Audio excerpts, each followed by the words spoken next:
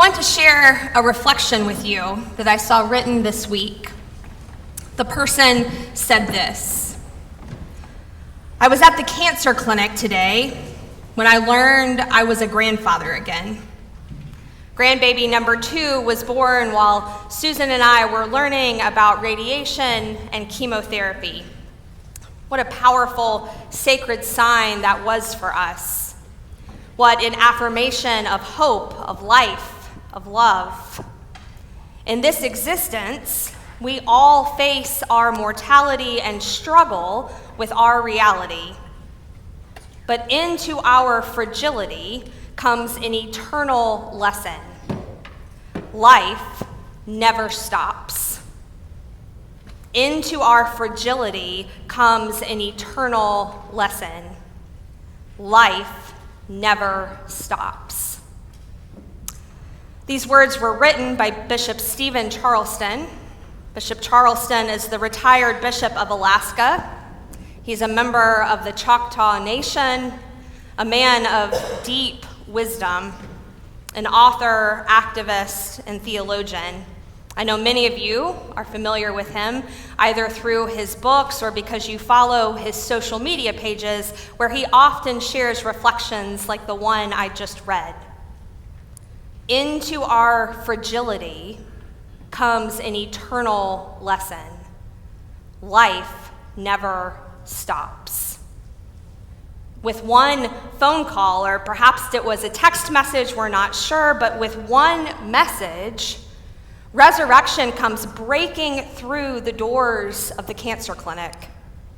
In the midst of new and sharp realities of illness and treatment, with all of the fear swirling about, news of new life arrives. There is still pain. There are still wounds. Many things are still uncertain, and grief is still close. Into that fragility, resurrection comes whooshing in, bringing peace and announcing hope. Sound familiar? This story that we hear on the second Sunday of Easter is always the same. It's a story unique to the Gospel of John, and we tend to focus on one character. Of course, Jesus, always Jesus, but also the other character, the one who has assumed doubting more as a first name than as a descriptor. Doubting Thomas. Unless I see the mark of the nails in his hands and put my finger in the mark of the nails, in my hand and his side, I will not believe. As if with these words, Thomas is the only disciple carrying any fear or questions or confusion in response to the news that Mary Magdalene has shared. It was just this morning that Mary came to the tomb and found it empty. Just this morning that she had run to Simon Peter and the other disciple whom Jesus loved to share the news with them. Just this morning that Mary had seen him, at first thinking he was the gardener. Surely it cannot be. And then hearing her name, Mary, and knowing that it can be, and that it was Jesus. Resurrection had broken through Mary's doubts just this morning, and then she had come to the disciples to tell them the news. So Simon Peter and the other disciple have seen the empty tomb. Mary has seen the resurrected Jesus. And on the evening of this first Easter day, the disciples' actions betray their own doubts. They sit in the house with locked doors. And yes, they are afraid of the same powers that crucified Jesus. But the locked doors also say something more. Mary has come and said to them, "I have seen the Lord." And the locked doors seem to say, unless we also hear him call our name, we will not believe. There was doubt in the room long before Thomas voiced it. Jesus knows this. And just as he had met Mary in the garden, Jesus comes close to the disciples in their doubt and fear. Jesus comes right into the midst of the pain because he always has. The beginning of this gospel began, in the beginning was the Word, and the Word became flesh and lived among us, and we have seen his glory. And here it is. The Word made flesh among them. Resurrected flesh comes into the midst of the disciples, and they see Jesus in his glory. The resurrected Jesus shows up through the locked doors of pain and trauma and every word and action of doubt that can be projected towards him. Jesus comes into their midst and speaks peace. It is the word they need to hear. A reminder of Jesus' words of farewell to them just before his betrayal and arrest. "Peace I leave with you, my peace I give to you," Jesus had said. "Do not let your hearts be troubled, and do not let them be afraid." Jesus speaks his peace, and he calls the disciples back to their work of following Jesus and making the love and peace of Jesus known in the world.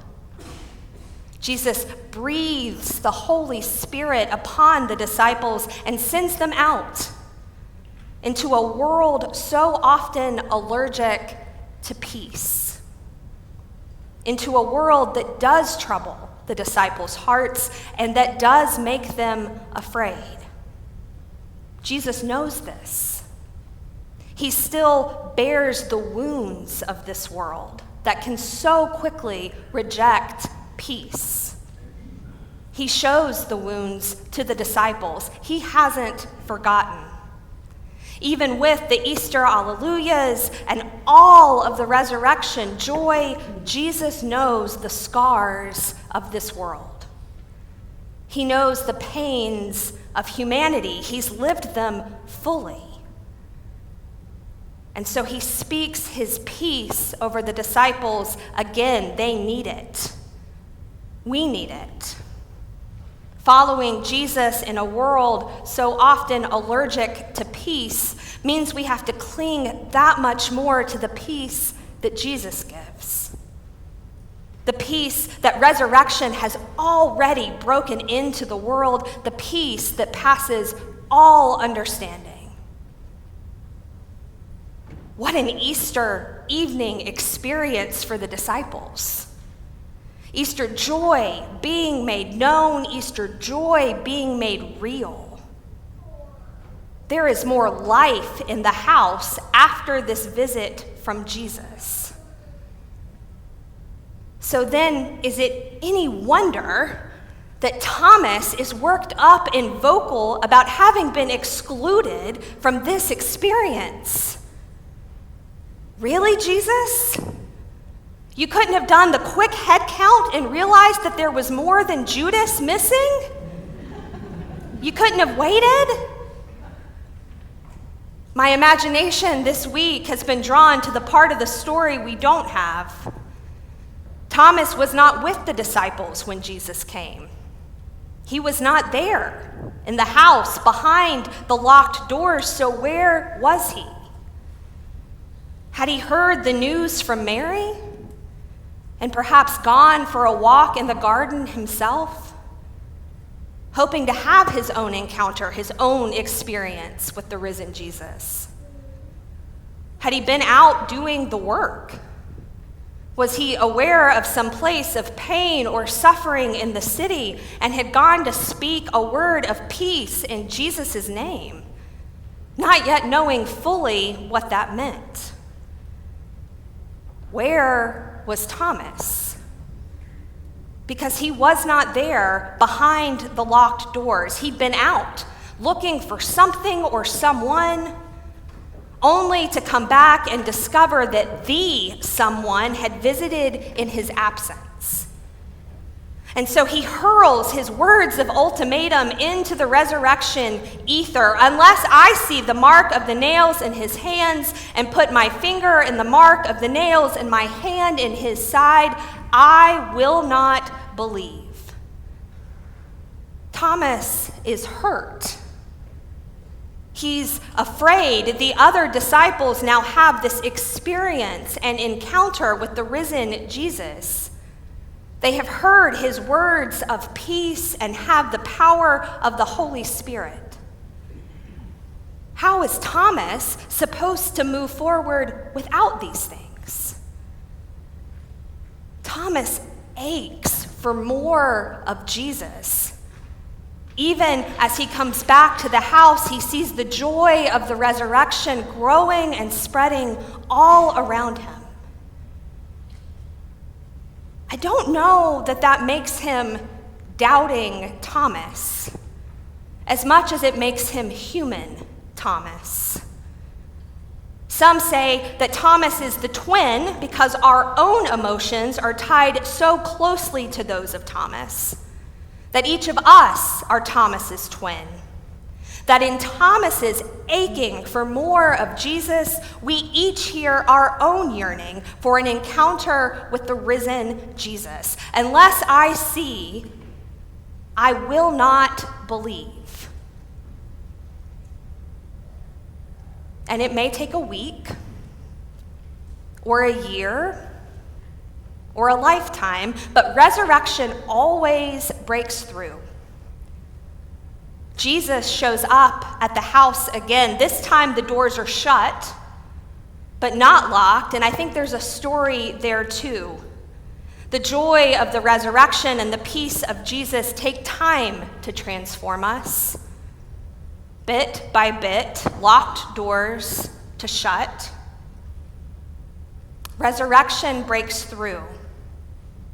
And Thomas is there, and he knows, and he believes. There is still pain. There are still wounds. Many things are still uncertain. Grief is still close, and the world still often rejects peace. Into that fragility, resurrection comes whooshing in, proclaiming, "Peace be with you."